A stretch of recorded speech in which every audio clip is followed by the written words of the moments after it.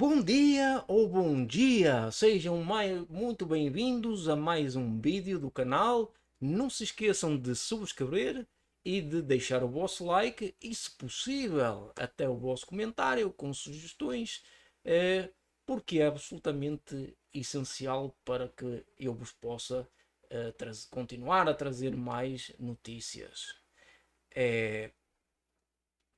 Então vamos começar hoje com o possível início do fim da NATO. É verdade, meus amigos.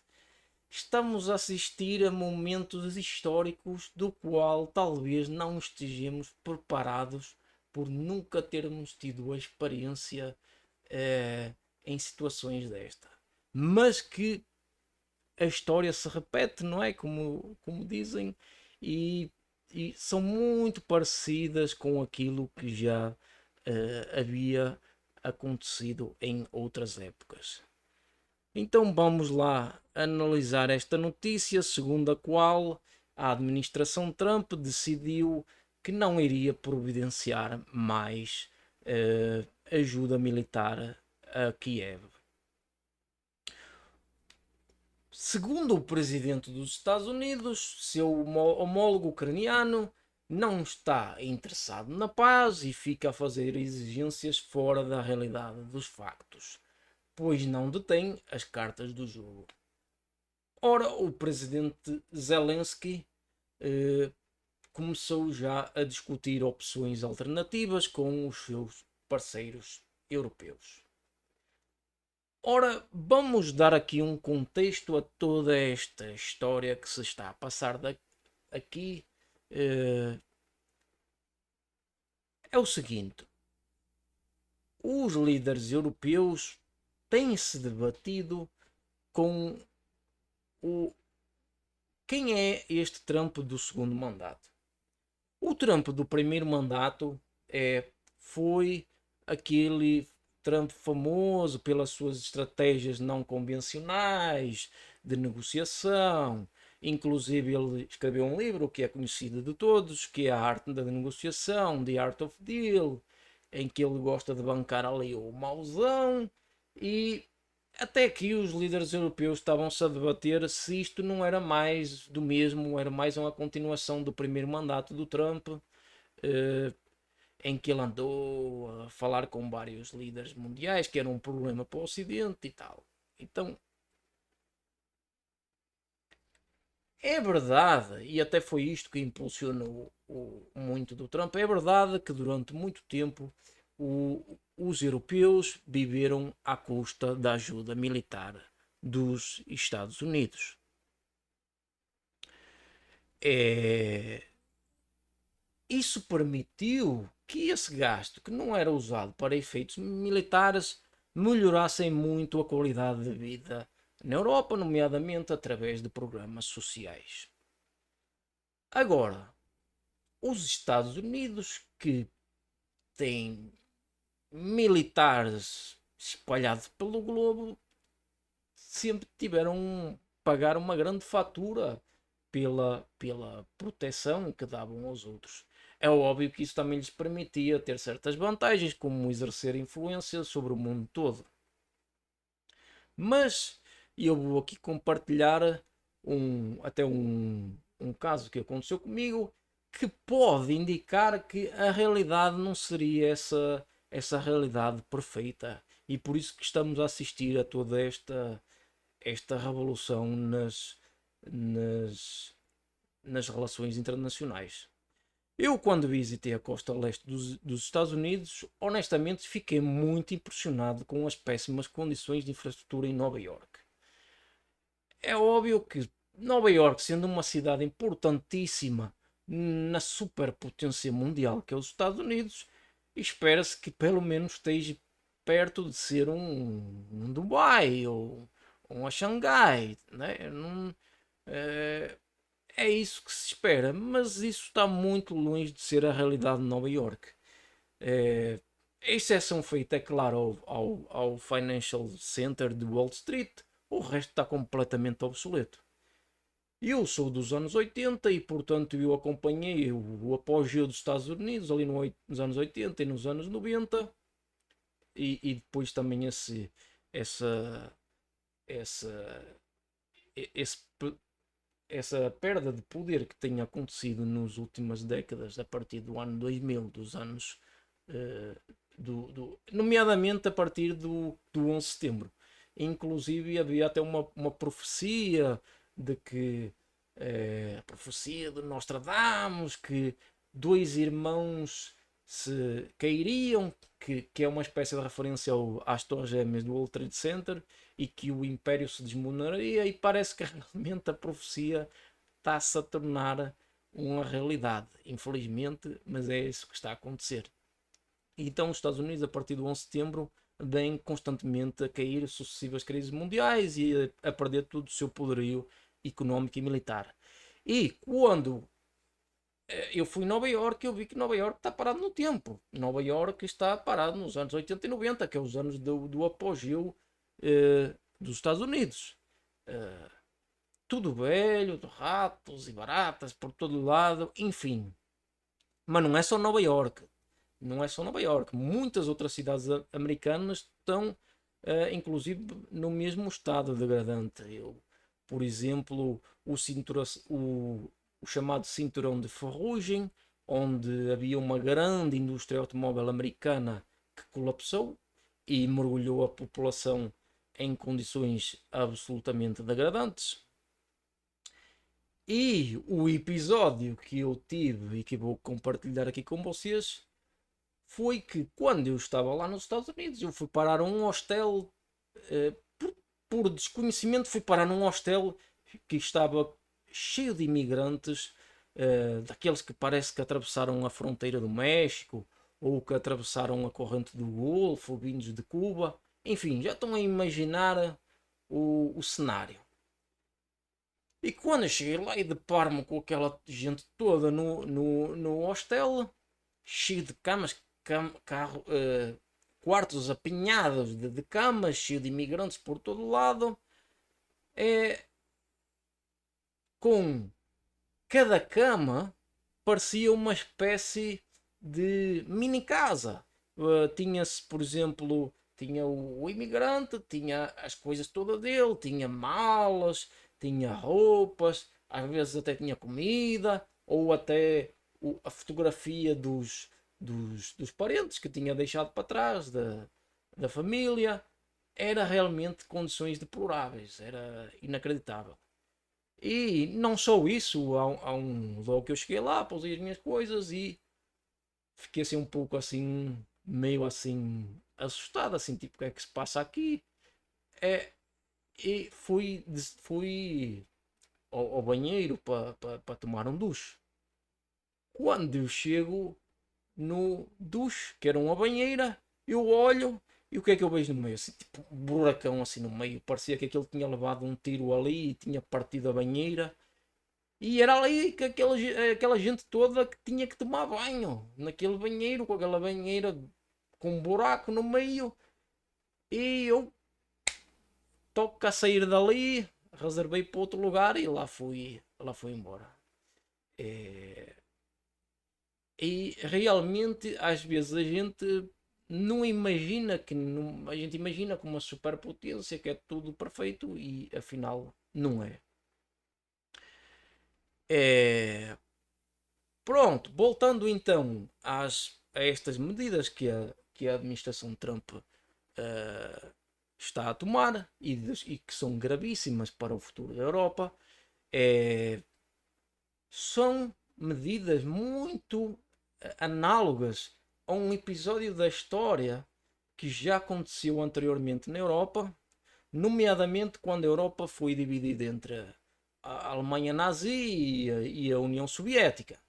Eu relembro, por exemplo, o pacto Molotov-Ribbentrop, um pacto de não agressão entre Hitler e Stalin, em que dividia a Polónia em duas metades, uma sob a esfera de influência nazi e a outra sob a esfera de influência russa. Isto é muito importante porque isto foi um dos precursores, foi um dos sinais de que algo grande estava para acontecer. E nós estamos a assistir aqui na Ucrânia exatamente da mesma coisa. Querem dividir a Ucrânia em duas metades. De um lado tem os Estados Unidos e os seus aliados, e do outro tem a Rússia. Não só esse pacto, mas existiu outro pacto ainda, que foi o Pacto de Munique, que deu início à invasão da Alemanha nazi aos seus vizinhos, nomeadamente quando o Pacto de Munique obrigou a Checoslováquia a entregar à Alemanha nazi alguns de seus territórios onde viviam alemães étnicos. Ora, isto é exatamente o que está a acontecer na Ucrânia. Nós temos a parte russófona da Ucrânia, que neste momento está sob a ocupação da Rússia, e a Rússia está a querer exatamente o mesmo, quer essas regiões de maioria russófona. Então, é muita coincidência aqui, e isto é preciso ter muito cuidado com estas coincidências na história. O presidente da Finlândia já teria mesmo sugerido que a Europa estaria no fim das suas férias da história. Quererá isto com ele dizer que este pode ser muito bem o fim da OTAN como a conhecemos atualmente? Vamos analisar. Ora, a OTAN, ela foi criada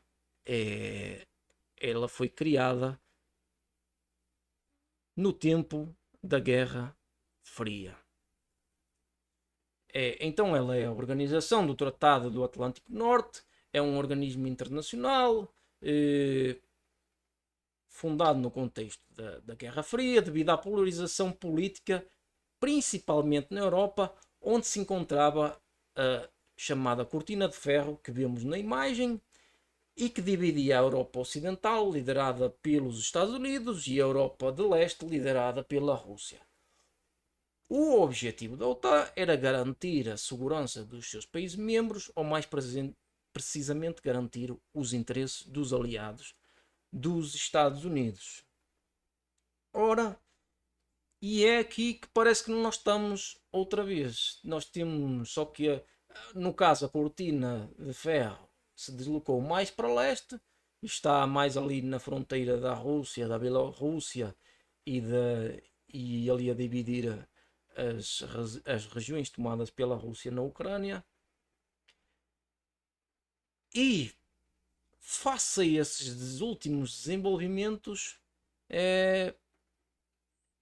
a União Europeia, nomeadamente através da Ursula von der Leyen, que veio hoje anunciar uma clara mudança de estratégia em termos militares. Então ela hoje afirmou em conferência de imprensa que uma nova era de rearmamento se iniciou e que a Europa irá investir 800 bilhões de euros em um histórico plano de defesa. Ora, vamos ver esta conferência feita pela... We're living in the most momentous and dangerous of times. I do not need to describe the grave nature of the threats that we face or the devastating consequences that we will have to endure if those threats would come to pass, because the question is no longer whether Europe's security is threatened in a very real way, or whether Europe should shoulder more of its responsibility for its own security. In truth, we have long known the answers to those questions. The real question in front of us is whether Europe is prepared to act as decisively as the situation dictates, and whether Europe is ready and able to act with speed and with the ambition that is needed. In the various meetings in the last few weeks, most recently... Ora, meus amigos, andaram-nos a enganar, a mim e às gerações mais novas, acerca da realidade dos factos. Estes políticos andaram a vender durante várias décadas de que a solução para o mundo seria o livre comércio e a autodeterminação dos povos. Andaram a desmantelar os exércitos europeus inclusive foram responsáveis pela destruição do enorme desenvolvimento económico que existia nas províncias ultramarinas portuguesas, causando inclusive a morte de milhares de portugueses, aquela saída apressada de Portugal de África, né? E agora chegam à conclusão que na verdade estavam errados e que o mundo não é o Éden que eles andaram a vender. Só que agora já vai tarde demais. A verdade é que, ao contrário da Rússia e dos Estados Unidos, a Europa não é autossuficiente. A Europa necessita de recursos vindos do exterior. E era para isso que serviam as antigas províncias, para colmatar as necessidades europeias. 2 days ago in London, the answer from European capitals has been as resounding as it is clear. We are in an era of rearmament.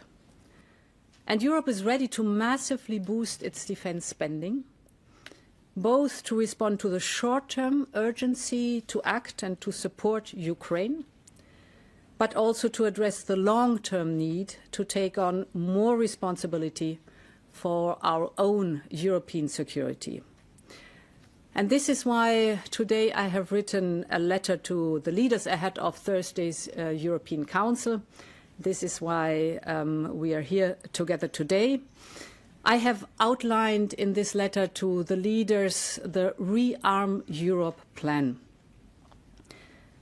This set of proposals focuses on how to use all the financial levers at our disposal.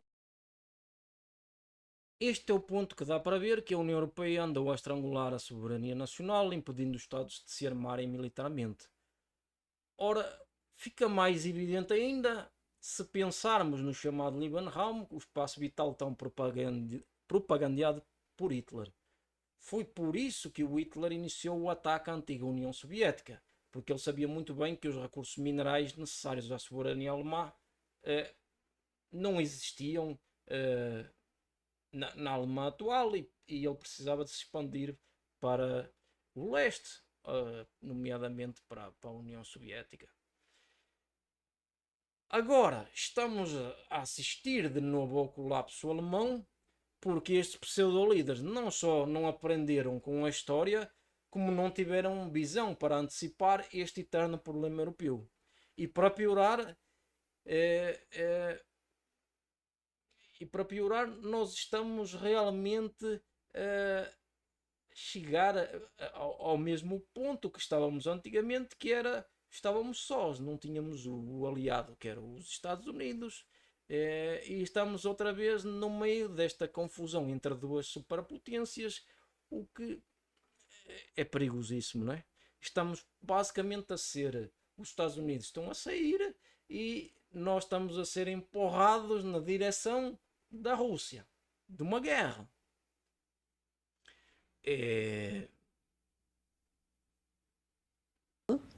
In order to help member states to quickly and significantly increase expenditures in defense capabilities, urgently now, but also over a longer period of time over this decade. Now, there are 5 points to this plan. The first part of this Rearm Europe plan is to unleash the use of public funding in defense on the national level. Member states are ready to invest more in their own security if they have the fiscal space, so we must enable them to do so. And this is why we will propose to activate the national escape clause of the Stability and Growth Pact. This will allow member states to significantly increase their defense expenditures without. Ora, não é o acaso que nós temos assistido ao Trump falar que quer que o Canadá se torne o 51º Estado norte-americano e que inclusive quer englobar a Groenlândia para um suposto e possível império norte-americano. O que acontece é o seguinte, como podemos ver no mapa, aqui temos os Estados Unidos, o Canadá é excelente porque é rico em recursos minerais para fazer armamento.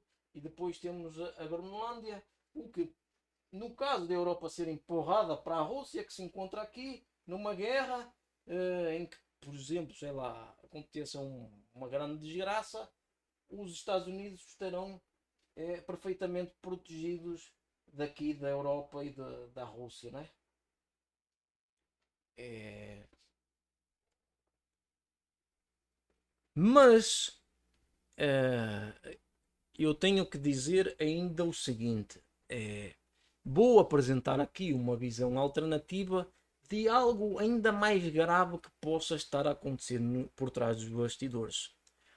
Ora, eu tenho um amigo que ele é de origem ucraniana, mas que por óbvias razões de segurança não poderei nomear aqui o seu verdadeiro nome, mas o designarei por agente Karpersky. Ora, segundo o agente Karpersky, estas medidas favoráveis ao interesse russo, muito estranhas, e esta desconfortável proximidade do Trump com o Putin poderão estar relacionadas com a possibilidade de o Trump ter sido cooptado pelos serviços secretos russos, FSB, afirmando mesmo que o nome do serviço secreto do Trump seria agente Krasnov para os russos. Ora, segundo investigações secretas, a primeira e terceira esposas de Trump,